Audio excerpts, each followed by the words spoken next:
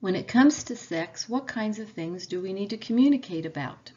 I once asked this when I was giving a presentation at a high school, and the answer I got was, sex is something you do with each other. You shouldn't have to talk about it.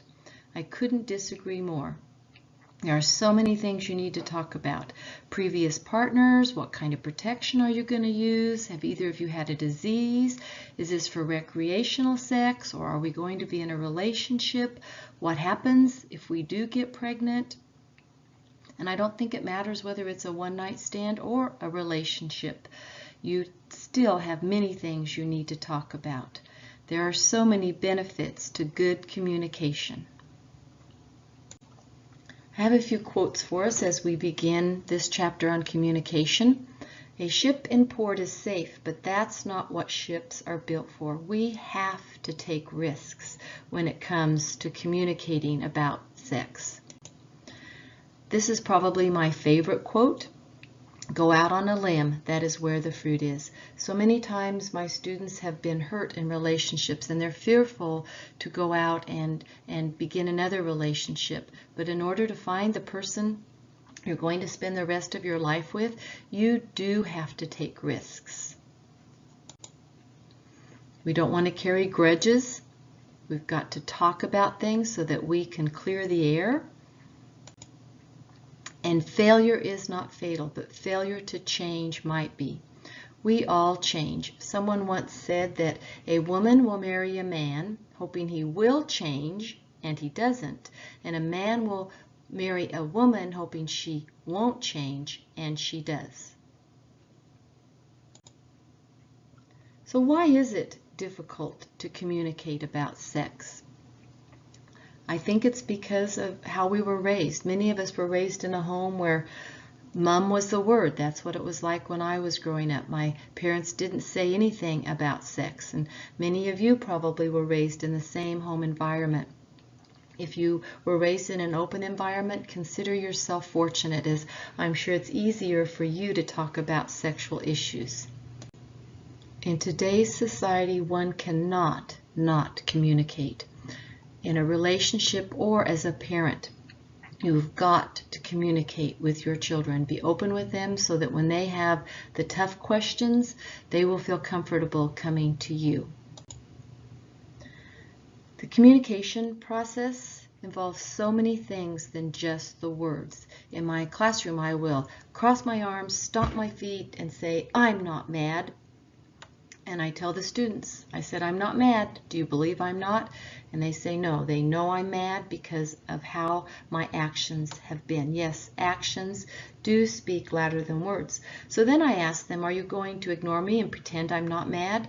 Well, if you do, it's going to be worse because I truly am mad. And it's better to say, hey, you tell me you're not, but your actions tell me you are. So let's talk about it. When you communicate, you will have greater sexual satisfaction. Life is just better in general. How else do you learn about your partner's needs? How else do you know how to express your own needs? How do you reproach? That means to criticize somebody you love, to give them constructive criticism. How can you accept that criticism and in turn preserve your own self-esteem? How else do you say no or yes? And you don't always say yes to a sexual relationship, even you males. There will be times in your life or times throughout the week that you just don't feel like being in a sexual relationship. So how can you say no and not offend your partner? Many of us were raised in a home where the words were either not spoken or they were too technical or too slang. So we need to use the proper terminology so that we're all on the same page. If you asked me if I wanted to hook up after class and I thought you just wanted to go to Sonic for a Coke, I might agree to do something that I didn't know I was getting myself into. We have effective communication ground rules, the degree of commitment, your values, your partner's values, your cultural differences. We need to all be on an equal playing field. We need to build trust, and that takes time and longevity in knowing you can trust that person in the right location and time. Many times we may need to say, I'm embarrassed about talking about this. This is something that's uncomfortable to talk about, but you are important enough to me that we need to talk about this. We can educate our partners and learn from each other. We need to be sensitive. We need to be careful, meaning full of care. Active listening is really listening to that person with both your eyes and your ears. Lean forward. Let them know you truly are listening to them. Take away the distractions. Take the phone off the hook. Turn off the TV. Send the kids to the grandparents and spend time really talking to one another. We need to accentuate the positive. We should have 4 positives for every negative. And the first 4 minutes that you come into a relationship for the day, like home after work, those first 4 minutes need to be positive. You maybe have both had bad days. Don't come into it unloading on each other. Spend 4 minutes being positive, and then you can start to share how horrible your day has been and go from there. And then ask for feedback. Say, do I hear you correctly? You tell me you're not mad, but I can tell you really are. We have to make it happen. We have to demonstrate warmth, caring, respect for one another. Don't make snap judgment, those you always or you never. We need to listen carefully and really hear. God gave us 2 ears, one for listening and one for understanding. The difference between empathy and sympathy, when you empathize, that means you truly know what that person is going through. You wouldn't want to say, I know exactly how you feel, because even though you've been through a similar situation, you still don't know exactly how they're feeling. But you could say, I understand a little bit about what you're feeling because I too have been through a similar situation. Be genuine, make sense and ask for clarification. Don't let silence scare you. Silence is a good thing in a long-term relationship. And then be aware of the I don't want to hurt you cop out. You are going to hurt them, but you know what? It's like a Band-Aid. Rip it off and get it over with. Don't prolong the hurt. It just makes it worse. I love this cartoon. She put me on hold. This speaks volumes to me. Is he going to keep calling back? Probably, because he truly doesn't know she's ran off with somebody else. How much better it would be for her to have communicated with him. You know, I really like you, but somebody new has moved to town, and I just feel like I need to explore my options. Chances are she's going to find out that guy she's walking off with is a true jerk, and next day she's going to be calling back and wanting to have his friendship returned. Many of these slides I'm going to let you just read to yourself. I only have 15 minutes in this recording, so I don't want to waste time, so you can read these myths. Girls and boys communicate differently.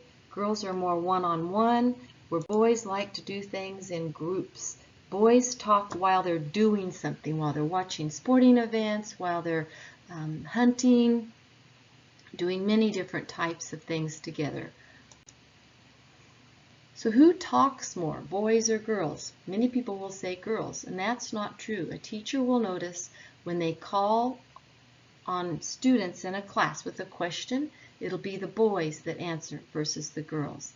I think girls enjoy talking more, and so because of that, boys think that girls talk more.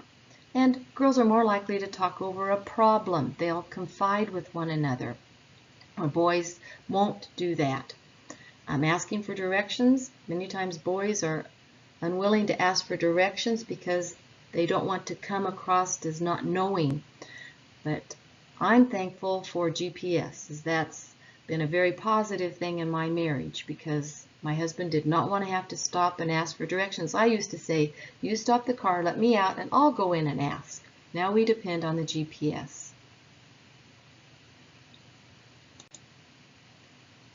Here's more information on active listening.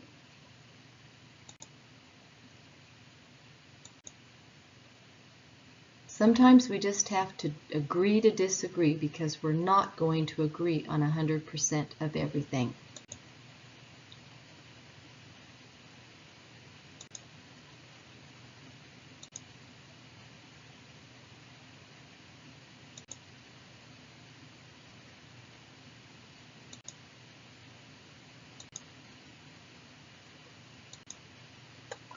I really like this slide.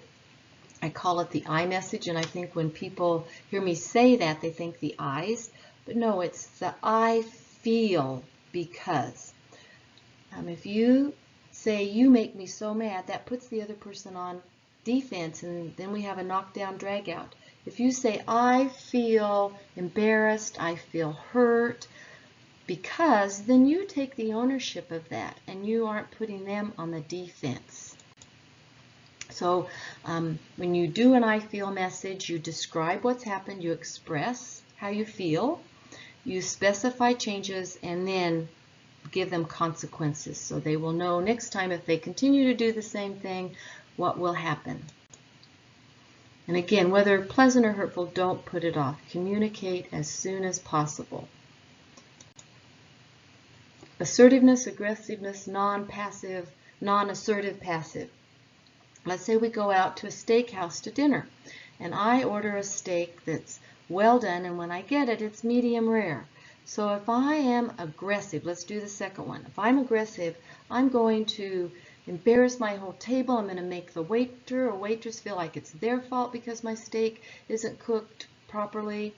If I'm assertive, I'm going to be positive. I'm going to make everybody feel good about the situation. I'm going to get the steak I want.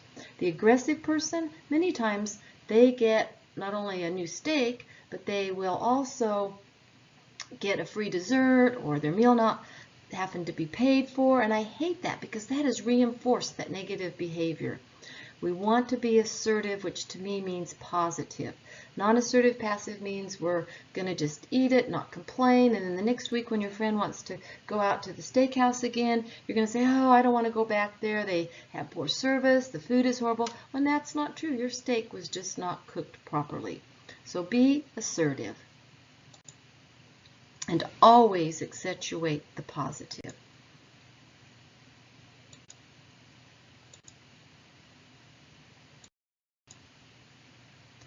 Trust is so important, and that takes time. If we had a first date, you wouldn't want to spill your whole life story with me because probably it would scare me away. So we want to get to know that person and know if we can trust them before we start sharing our soul with somebody.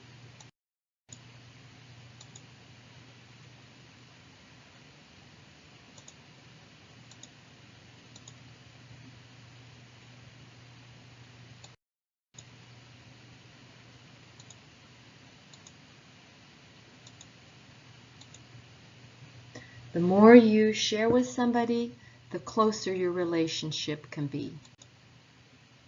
And when we have lack of trust, that just causes us to be jealous of one another.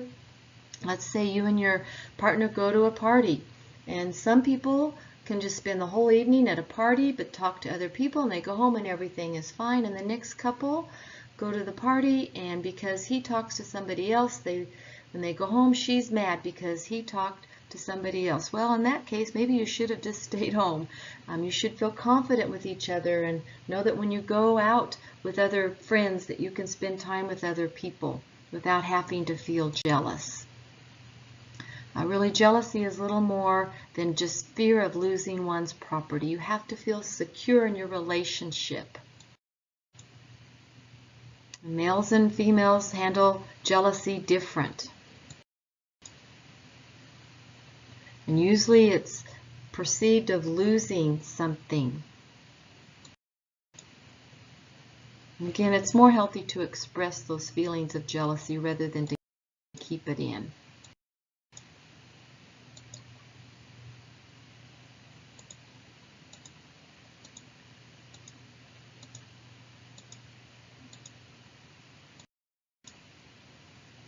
I love this story. If you love something, set it free. If it comes back, it's yours. If it doesn't come back, it was never yours in the first place. I have this story about a man who had a little bird, and he found it, and knowing the mother would not care for it, he took the bird home to nurse it until it reached maturity. While the bird was growing, he and the bird became great friends. Soon the man realized that the bird was ready to fly and needed to be set free. He loved it though and did not want it to leave. Finally, he knew it was time. He hoped the bird would come back and visit him often. The bird perched on his hand was sent suddenly into the air. The bird disappeared from sight. The next day, the old man was feeling low. He was sitting on the porch thinking about the little bird when suddenly the bird flew up to him and perched on his finger. The man was elated and just sat and petted the bird. He knew the bird would go again and felt sad. He was reluctant to let it go, but he did, and the bird came back week after week. However, his fear of losing the one thing he loved was so overwhelming that one day when the bird came and perched on his hand, he closed his hand as if to tell the bird he loved him so much that he never wanted him to leave. The old man sat with his fist clenched for a few moments. When he finally opened his hand, the little bird was dead. The same thing happens to love if you try to possess it. It dies, but unlike the bird, it dies a slow and painful death. Relationships must be built on a foundation of trust. Remember, if you love something, set it free. If it comes back, it's yours. If it doesn't, it was never yours in the first place.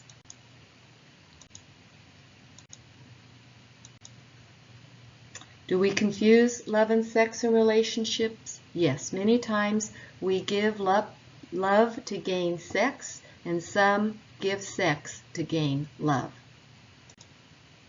And most of us have had to deal with the loss of a loving relationship, and when this happens, I feel we become better persons. We become more sensitive and understanding, and this only helps prepare us for the one that we're intended to spend the rest of our life with.